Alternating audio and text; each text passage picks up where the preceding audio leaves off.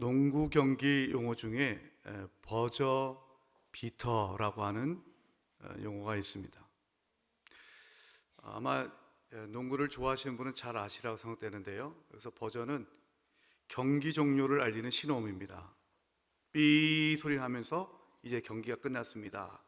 그런데 그 종료 신호음과 동시에 득점하는 걸 갖다가 버저 비터라고 이야기를 합니다. 여러분 한번 이런 상상을 한번 해보시겠습니까? 우리가 이제 우리 안양제일교회 팀이 농구 시합에 나갔는데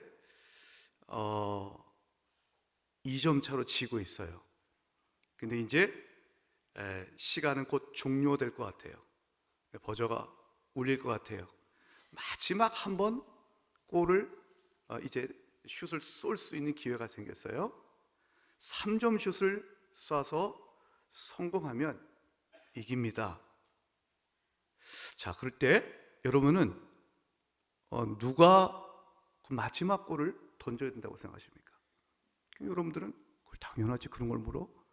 성공률이 높은 사람이지, 그렇죠? 성공률이 높은 사람이 해야죠. 그런데 그 말씀이 맞는데요. 서울대학교의 심리학과 최인철 교수님이라는 분이 계세요. 전에 있던 저희 교회 우리 구역장님이셨어요. 그분이 2014년에 쓴 글을 보면 그것도 중요하지만 또 한 가지 중요한 게 있습니다. 만약에 슛 성공률은 좋은데 내가 만약에 슛을 했었는데 실패하면 어떡하지? 그러면 사람들이 날 다 비난할 텐데. 자책감, 비난 분명히 있겠죠? 그런 마음이 크면 주저하게 됩니다. 그럼 감독이 자기를 쳐다볼까 봐 눈을 피해요. 공이 와도 패스하려고 그래요. 누군가 다른 사람이 해줬으면 하는 마음이 생길 거예요. 여러분, 아무리 슛 성공률이 좋아도 백발백중은 아니잖아요. 실패할 수도 있잖아요. 근데 실패를 하면 진단 말이에요. 그러니까 그 부담감을 안고 한다는 게 얼마나 힘들겠어요. 그러니까 주저가 되는 거죠. 그러면 누가 마지막 공을 써야 되는가? 예?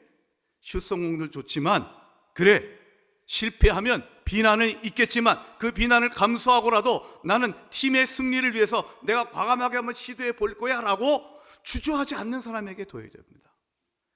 그 이야기를 이 교수님이 얘기했는데 그래, 고개가 끄덕여져요. 고개가. 살다 보면 사람이 주저하게 되는 경우가 있습니다. 해야 되나 말아야 되나. 선택을 잘 못할 때가 있습니다. 예배 끝나면 점심을 먹는데 중국집 가가지고 짬뽕과 짜장면 뭘 먹을까, 이런 거 말고요. 내 인생에 정말로 중요한 결정을 할 때 주저할 때가 있습니다. 어떻게 해야지? 여러분들 어떤 결정을 할 때 여러분들은 주저하지 않고 담대하게 과감하게 결정했다면 그 근거는 뭡니까? 여러분들, 우리가 어떻게 내 인생에 머뭇머뭇거리지 않고 우왕좌왕하지 않고 주저하지 않고 내가 신중하면서도 과감하게 결정을 할 수 있을까? 담대할 수 있을까? 오늘 이런 질문을 던지며 신앙의 원리에 대해서 한번 같이 좀 살펴보려고 합니다. 자, 그전 오늘 말씀의 좀 흐름, 배경, 문맥을 좀 여러분들하고 같이 보겠습니다. 자, 2주에 걸쳐서 바울이 예루살렘에 올라가는 얘기에 대해서 말씀드렸습니다. 바울은 분명히 들었어요. 성령의 음성을 들었어요. 예루살렘에 올라가야 된다. 거기 결박과 혼란이 기다리고 있을 것이다.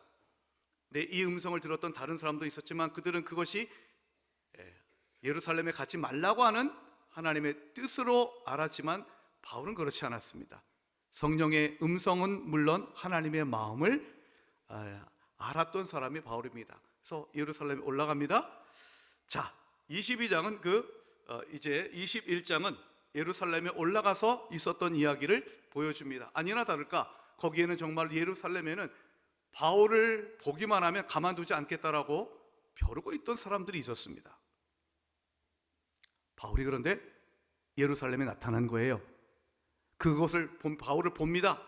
그리고 그 바울을 잡아다가 사람들이 이제 가만두지 않으려고 합니다. 이렇게 소동이 일어나니까 그 소동이 일어났다는 소식이 그 당시 예루살렘의 치안을 담당하고 있었던 로마 군대의 책임자였던 천부장이죠. 그래서 천부장이라면 로마 군대의 장교의 직책의 이름입니다. 백부장은 100명의 부하를 거느릴 수 있다면 천부장은 1000명의 부하를 거느릴 수 있는 고급 장교지요. 그 천부장에게 그 소식이 들립니다. 그래서 군인을 이끌고 소동이 났던 곳으로 갑니다. 이미 바울은 사람들에게 매를 맞고 있었습니다. 하지만 천부장이 군대를 이끌고 오니까 사람들이 이제 때리는 걸 멈춥니다.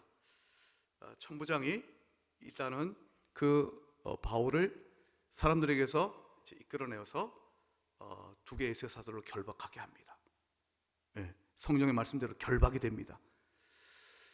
그리고 무슨 영문인지 물어보지만 이제 이 사람 저 사람 얘기하는 게 서로 맞지 않아요. 그래서 일단은 이 바울을 안전한 곳으로 일단 데려가기로 합니다. 그래서 로마 군대가 주둔하고 있던 그 당시 성전 밖에 바로 북서쪽에, 성전의 북서쪽에 안토니오 요새라고 하는 곳에 로마 군대가 주둔하면서 예루살렘의 치안을 담당하고 있었는데 그 영내로 데려가려고 하게 되었습니다.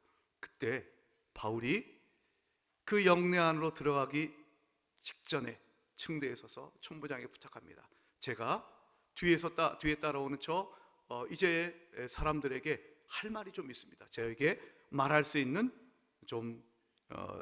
있도록 허락해 주십시오라고 합니다. 천부장이 허락을 해요.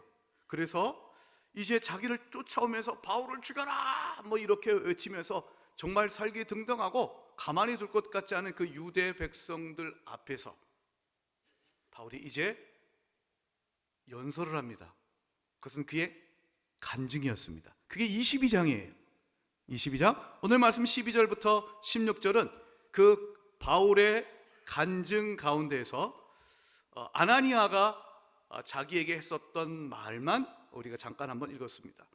자, 사도행전 9장에도 바울이 어떻게 예수님을 만나 회심하게 되었는가 그 이야기가 나옵니다. 그것은 사도행전의 저자인 누가가 저자로서 제3자의 입장에서 객관적으로 서술한 것이라면 22장 그리고 이제 26장에 가면 또 한 번 바울이 간증하는 내용이 나옵니다. 그 두 가지는 바울이 1인칭의 시점에서 나의 이야기로 이야기하고 있는 간증이라고 할 수가 있겠습니다. 그 가운데서 오늘 말씀은 아나니아를 통해서 부활하신 예수님이 바울에게 나타나셨는가 그거를 이야기해주고 있는 말씀이에요. 이게 오늘 우리의 주제에 중요하기 때문에 한 번 더 보겠습니다. 오늘 말씀 14절과 15절의 말씀을 제가 읽어보겠습니다. 그가 또 이르되 우리 조상들의 하나님이 너를 택하여 첫 번째 하나님이 바울을 택하심 두 번째 너로 하여금 자기 뜻을 알게 하셨다. 하나님의 뜻을 알게 하셨다. 두 번째입니다. 세 번째는 그 의인을 보게 하셨다. 그 의인은 예수님입니다. 예수님을 보게 하셨어요. 네 번째 예수의 입에서 나오는 음성을 듣게 하셨다. 이게 네 번째예요. 다섯 번째는 내가 그를 위하여 모든 사람 앞에서 내가 보고 들은 것에 증인이 되리라. 증인이 되는 것. 요 다섯 가지가 왜 부활하신 예수님이 바울에게 나타났는가를 아주 잘 요약하고 있습니다. 이걸 좀 기억하시면서 오늘 말씀을 함께 보죠. 자, 이 말씀을 전하고 난 다음에 아나니아가 16절을 보면 이제는 왜 주저하느냐라고 얘기합니다. 이 말씀을 14절과 15절을 통해서 주님의 뜻을 네가 알게 되었다면 주저하지 말고 결단하라고 얘기를 해요. 결단하라.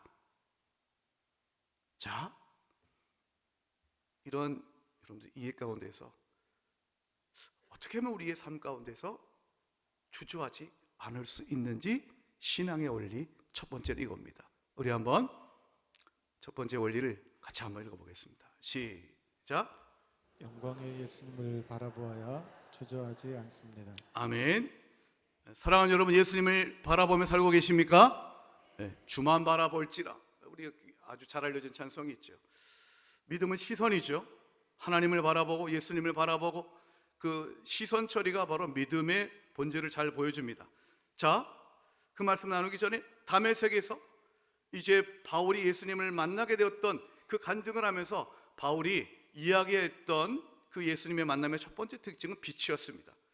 바울이 이제 예수 믿는 사람을 잡기 위해서 다메섹으로 가던 중에 다메섹에 가까이 왔을 때에 그때가 시간은 정오쯤 됐다고 그랬습니다. 큰 빛이 내려왔습니다. 26장 보면 해보다 더 밝은 빛이 내려왔다고 그랬습니다. 강렬한 햇빛이 이제 바울과 그의 일행에게 그 빛이 비춰집니다. 근데 여러분, 이 빛을 보고 바울은 시력을 상실하죠. 일시적이지만. 근데 이상하게도 바울의 일행들도 그들도 빛을 보았는데 그들은 잠시 눈이 부셨긴 하였겠지만 시력은 상실하지 않았습니다. 왜 바울만 시력을 상실하였을까요? 그 비밀이 단서가 사도행전 22장 11절에 이렇게 얘기를 합니다. 자, 나는 바울입니다. 그 빛의 광채로 말미암아 볼 수 없게 되었으므로.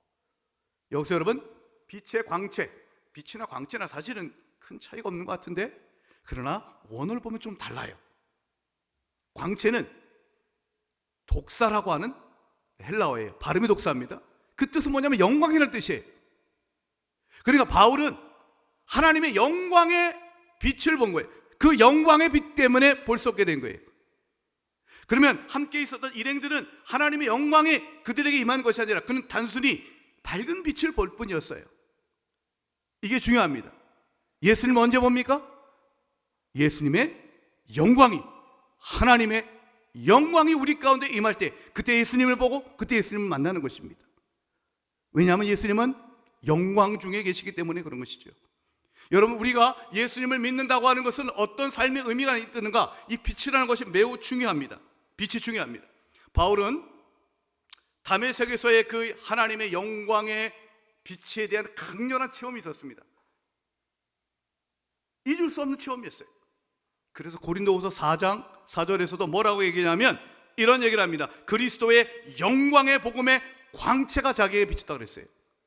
그리고 4장 6절에서도 예수 그리스도의 얼굴에 있는 하나님의 영광을 아는 빛을 우리의 마음에 비춰주셨다고 그랬습니다.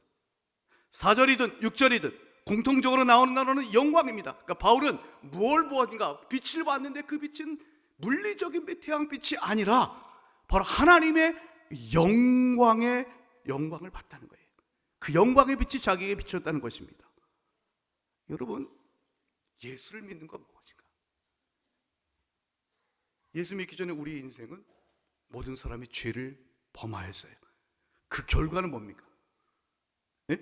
인간이 죄를 지으면 나타나는 죄인의 삶의 가장 본질은 뭡니까? 하나님의 영광에 이르지 못하는 겁니다. 하나님의 영광의 부재, 영광이 결핍하는 것입니다.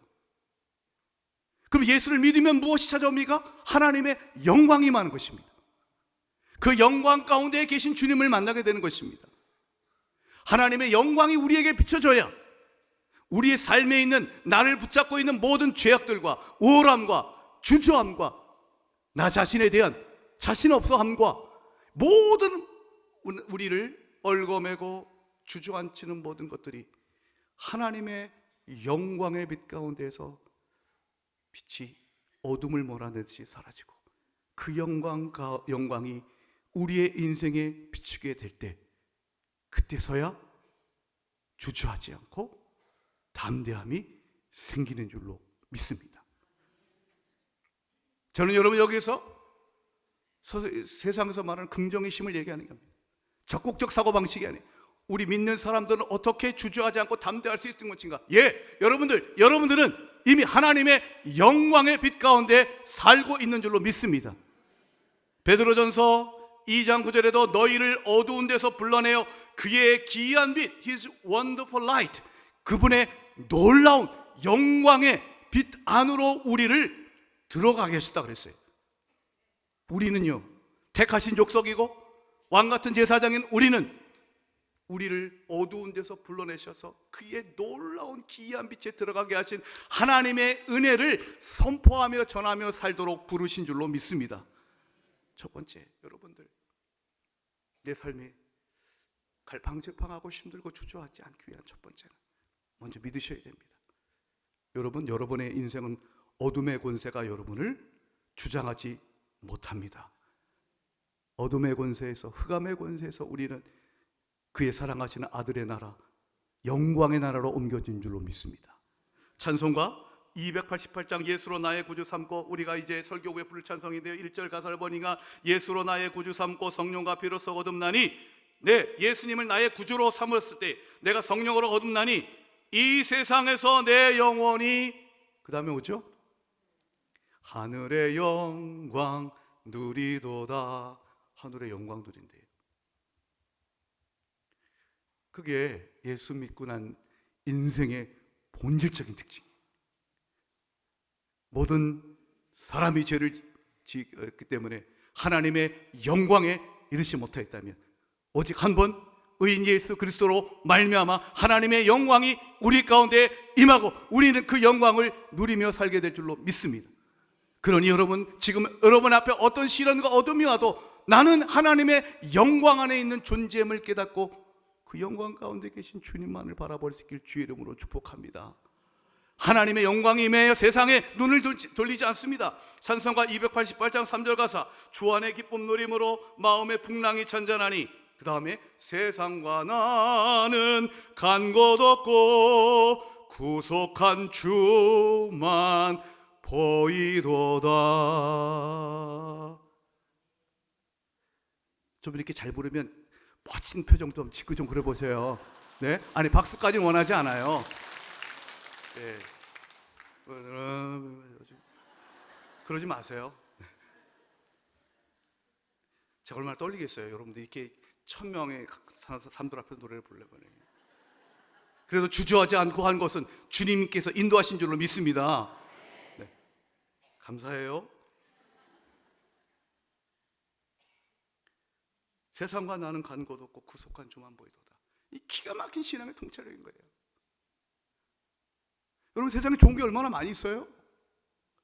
그리고 나 자신을 보면 좋든 나쁘든 나 자신을 바라보지 않습니까? 그런데 여러분, 예수를 믿으면 주 안의 기쁨을 누리니 주님만 봐요. 구속한 주님, 나를 구원하신 주님, 흑암의 권세에서 나를 건져내신 주님, 그 주님만 보고 따라간다는 것이에요.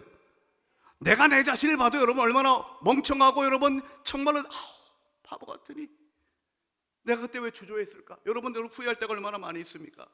세상에는 얼마나 좋은 게 많이 있습니까?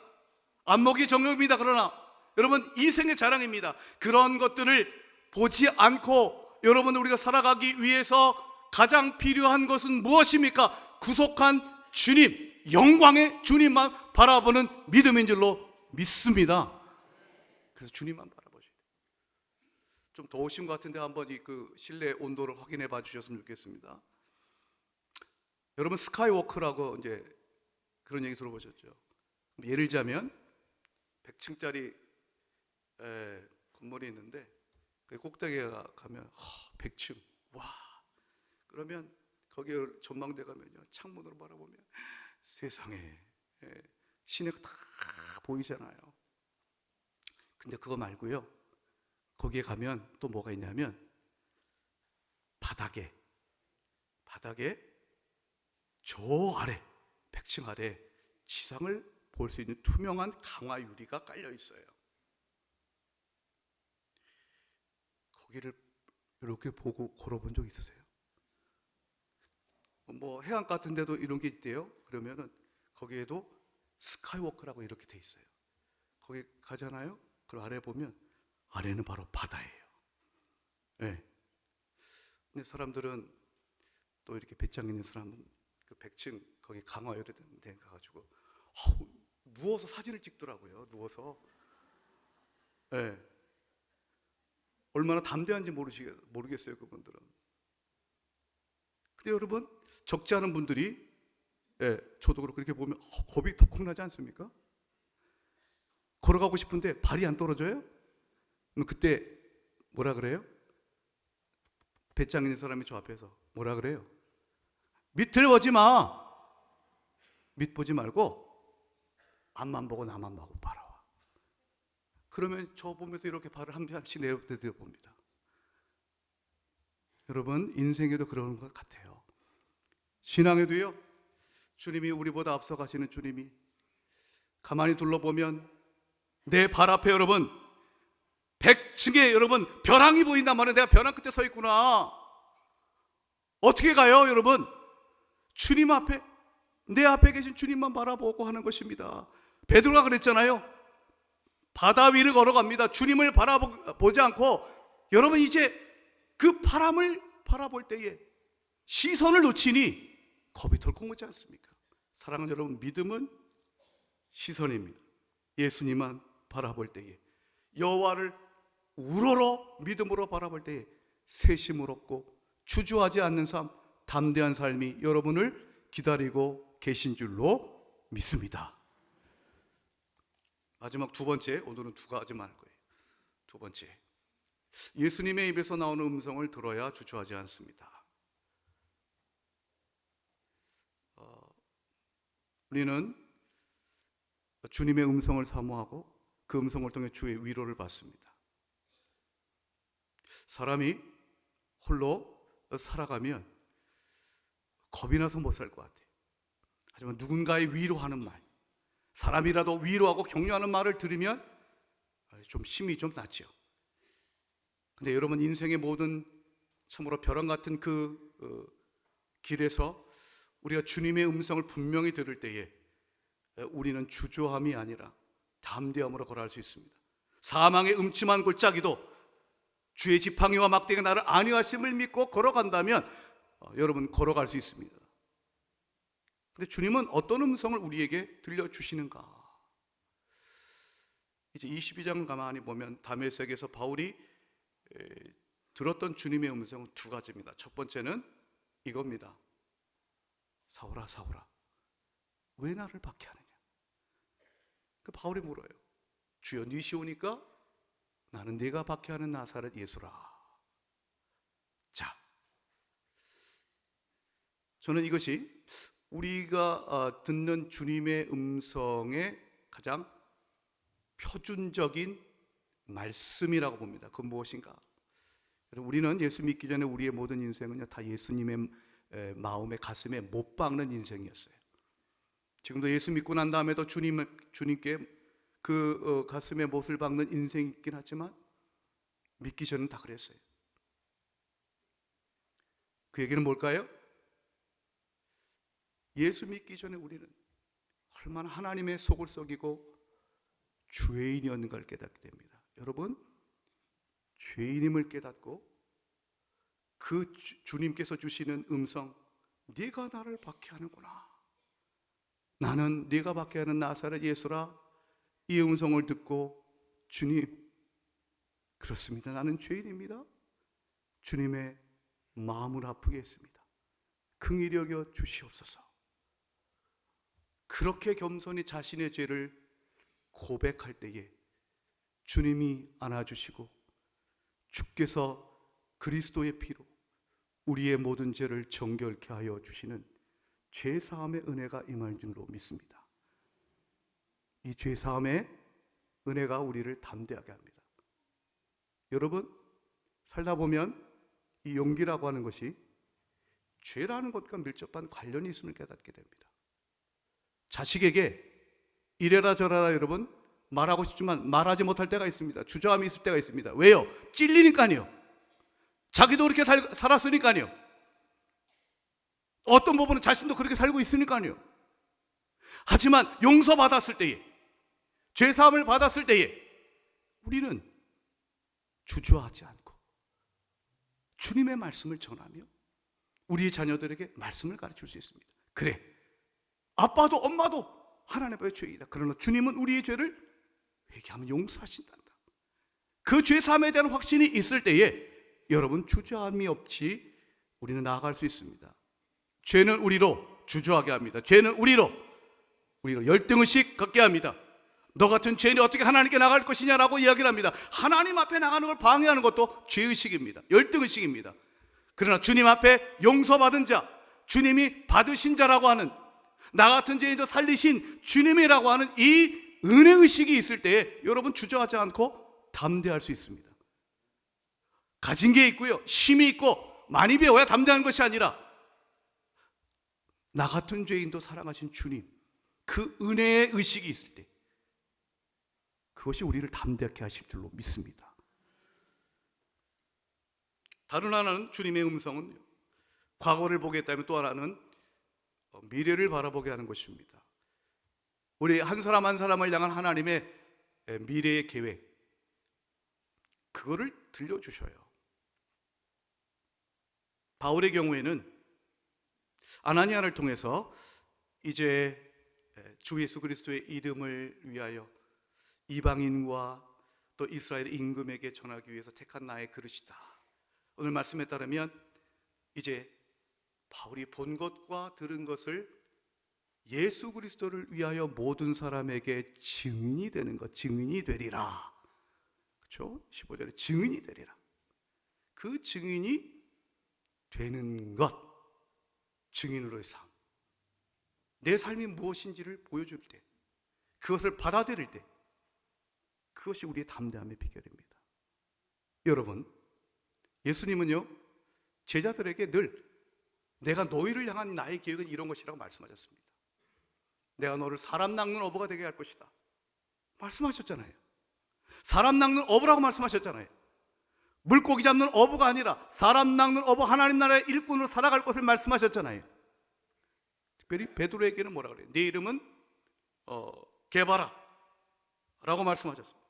장차 내 교회를 이 반석 위에 세울 것이다 라고 말씀하셨습니다.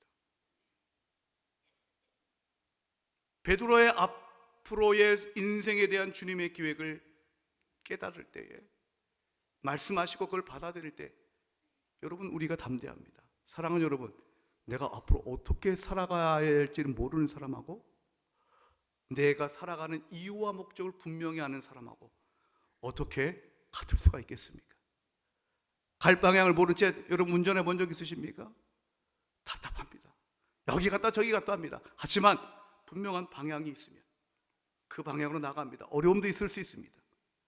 그러나 여러분, 그 방향으로 인도하시는 하나님으로 말미암아 우리는 그 인도하시는 주님의 은혜에 따라서 강하고 담대할 수 있는 것입니다. 오늘 여러분들에게 말씀드립니다. 여러분 왜 사십니까? 여러분 왜 예수님 믿으십니까? 주님의 구원은 내가 예수 믿고 이제 천국을 가는 것으로 그치는 것이 아니라 이 땅에 내가 예수 그리스도를 믿고 그 주님을 증언하며 살아가는 자로 부르심을 받았다는 것입니다. 직업은 얼마든지 다를 수가 있습니다. 사는 곳이 다를 수가 있습니다. 교인 중에서도 부자와 가난한 자가 있고 많이 배운 자와 못 배운 자가 있습니다. 하지만 그 모든 것과 관계없이 우리의 공통된 사명이 있으니 그것은 예수의 증인으로 사는 것인 줄로 믿습니다. 그래서 선교가는 것입니다. 그래서 전도하는 것입니다. 근데 선교팀만 보내는 것이 아니라 내가 선교서 살아가는 것입니다. 선교를 위해서 기도하고 직장에서, 가정에서, 사업터에서 주 예수 그리스도를 증언하는 것, 그 목표가 뚜렷한 사람은요 결정장애가 있지 않습니다. 왜요? 분명한 자신의 삶의 목적이 있기 때문에 그렇습니다. 왜 결정장애가 있을까요? 왜 여러분 선택에 장애를 가질까요? 자신에 대한 자신감이 없기 때문이고 욕심이 있기 때문이에요. 하지만 예수님을 믿으면 나를 믿는 것이 아니라 주님을 믿기에 담대할 수 있습니다. 주님을 믿으면 내 삶의 목적이 보이기 때문에 욕심이 아니라 사명을 위해서 살아가게 될 줄로 믿습니다. 그래서 담대하는 겁니다. 그래서 자, 이렇게 아나니아를 통해서 바울에게 하나님이 당신을 예수 그리스도를 보게 하셨어요. 그리고 듣게 하셨어요. 예수의 증인으로 살 것을 열달 촉구합니다. 바울이 여러분 그 이야기를 듣고 어떻게 반응합니까? 여러분 바울이 어떤 사람입니까? 오늘 말씀 우리 함께 읽지 않았습니다만 사도행전 22장을 보면 자, 여러 자기를 죽이고자 했던 유대인들, 자기를 오해하고 있는 유대인들 앞에서 바울이 이야기하는 말을 가만히 보십시오. 그는요 자기가 어떤 사람인지 먼저 얘기합니다. 나는 유대인입니다. 나를 죽이려고 한 당신들, 당신이 유대인, 나도 유대인입니다. 같은 민족이라는 얘기입니다. 나는 길리기아 다소에서 태어난 사람입니다. 조그만 시골 동네에서 태어나지 않고 나는 괜찮은 도시에서 태어난 사람입니다. 나는 예루살렘에 이주해 와서 예루살렘에서 자랐습니다. 그리고 나는 여러분들도 잘 아는 가말리엘, 랍비 가말리엘에서부터 율법의 엄한 교훈을 배웠다고 그랬습니다. 당신들 못지않게, 아니 당신 이상으로 나는 율법의 엄한 교훈을 잘 알고 있습니다. 나는 그 말씀대로 살았습니다. 나는 바리새파입니다라고 얘기를 합니다. 그리고 더 나아가서 나는 예수를 저주받은 자라고 생각했습니다. 십자가에 달린 자, 나무에 달린 자마다 하나님의 저주를 받은 자라 했으니 신명기에 그런 말씀이 있거든요. 예수를 어떻게 믿어? 구약의 말씀만 믿었거든요. 그리고 그 예수를 믿는 자들을 가만두지 않았거든요. 그러니 그 모든 자신의 과거를 다 얘기합니다. 어느 것 하나 꿀릴 것 없어요. 그는 그렇게 소신껏 자기가 옳다고 믿는 신념 안에 30여 년을 살아왔어요. 근데 갑자기 예수님이 자기에게 나타납니다. 그리고 보여주십니다. 음성을 들려주십니다. 그리고 예수의 증인으로 살 것을 촉구합니다. 여러분, 그때 자신의 30여 년의 삶을 다 내려놓고 바울이 빌립보서의 고백처럼 나에게 유익하던 모든 것을 해로 여기고 배설물처럼 여기며 이제는 주 예수 그리스도를 아는 지식의 고상함을 인하여 이 고백을 할 수 있으려면 뭐가 필요할까요? 저는 거기에 하나님의 택하심에 대한 확신, 그것이라고 봅니다. 자, 14절을 다시 한번 보겠습니다. 14절, 오늘 말씀 14절. 자, 함께 읽겠습니다. 시작. 그가 또 이르되 우리 조상들의 하나님이 너를 택하여 너로 하여금 자기 뜻을 알게 하시며 그 의인을 보게 하시고 그 입에서 나오는 음성을 듣게 하셨으니. 예, 14절 모든 것의 출발은요, 하나님이 바울을 택하셨다는 것입니다. 하나님이 바울을 택하셨습니다. 택하셨기 때문에 자기 뜻을 알게 하십니다. 택하셨기 때문에 예수 그리스도를 영광 중에 계신 예수를 만나게 하시고 그의 음성을 듣게 하셨습니다. 모든 것의 출발은 무엇입니까? 하나님이 나를 택하셨다는 것입니다. 여러분, 이 자리에 여러분들이 있는 까닭은 무엇입니까? 하나님이 여러분을 택하셨기 때문인 줄로 믿습니다. 여전히 부족하고 연약하지만 지난 한 주간에도 죄도 지었지만 그럼에도 불구하고 하나님이 여러분을 여전히 사랑하시는 까닭은 영원 전부터 여러분을 택하셨기 때문인 줄로 믿으시기 바랍니다. 그 택하심, 주님의 나의 택하심, 그걸 결코 그것을 변할 수 없는 것이기에 하나님이 영원 전에, 창세 전에 나를 택하셨다는 그 하나님의 놀랍고도 이해 불가한, 그러나 그 놀라우신 사랑 앞에 그는 자신의 30여 년의 삶을 다 청산하고 기꺼이 예수의 증인으로 살기로 결단한 것입니다. 사랑하는 여러분, 주님이 여러분을 택하신 줄로 믿으시기 바랍니다. 지난 화요일 날 71세 이상의 우리 성도님들이 모인 시니어 스쿨에서 김봉식 장로님이라고 저희 교회 원로 장로님이 간증을 해주셨는데, 제가 이런 간증을 듣고 참 마음에 감동이 있었습니다. 장로님의 증조부께서 어느 날 선교사 한 명이 하룻밤 좀 묵을 수 있냐 라고 하시길래 들여보내서 그 선교사님과 이런 얘기 저런 얘기를 했다는 거예요. 선교사님이 복음을 전했겠죠. 그 복음을 전해 듣고 그 다음날 예수 믿기로 결단하셨다는 겁니다. 여러분, 19세기 말 구한날에 여러분, 그 유교의 사상이 뿌리 깊은 그곳에서 수십 년 동안 자기에게 익숙한 언어와 문화와 사상이 있었는데 하루아침에 사람이 변합니다. 그게 가능합니까? 예, 가능합니다. 어떻게 가능할까요? 하나님이 택하신 자는 하나님이 택하신 그때에 사람을 보내셔서 복음을 전해주시고 성령의 감화 감동케 하시는 역사가 있으면 반드시 구원받게 되는 줄로 믿습니다. 사실 우리 장로님의 증조부에게 복음을 전하셨던 선교사, 그분이 이름이 알렉산더 피터스라고 하는 선교사님입니다. 여러분이 잘 알고 있는 찬송가 383장 눈을 들어 산을 보니 도움 어디서 오나, 이 찬송을 작사하셨던 분입니다. 이분은 1871년 러시아의 정통파 유대교 가정에서 태어났습니다. 그가 태어난 것은 오늘날의 이제 우크라이나에 해당됩니다. 원래 그분의 이름은 이삭 프롬킨이었어요. 이삭 프롬킨. 이삭은 유대식 이름, 프롬킨은 러시아에 살았으니까 러시아식 이름인 거죠. 자, 그런데 유대인이었기 때문에 어릴 때부터 히브리어를 잘했습니다. 구약은 히브리어로 되어 있어요. 그래서 원어로 시편을 줄줄줄줄줄줄 낭송하고 그리고 그들의 기도문도 잘 알았던 사람입니다. 언어에 기초했습니다. 그런 그가 가난과 유대인에 대한 차별과 박해가 심한 러시아를 떠나서 새로운 세상에서 살기를 원합니다.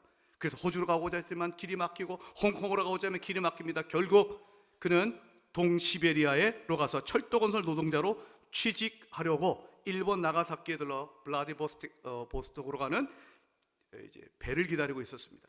그러던 그 기간 중 1895년 4월 7일 주일 아침에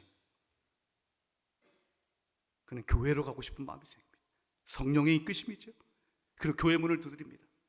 그리고 독일어를 할 줄 아는, 그가 유창하게 독일어를 잘하셨대요. 독일어를 할 줄 아는 사람, 선교사를 찾습니다. 마침 거기에 피터스라고 하는 선교사님이 있었습니다. 이 피터스라는 선교사님의 이름을 따서 자기가 개명한 거예요. 그 선교사님에게 개신교의 진리를 듣습니다. 유대교 가정에서 태어났지만 자신의 마음에 참된 평화 없었습니다.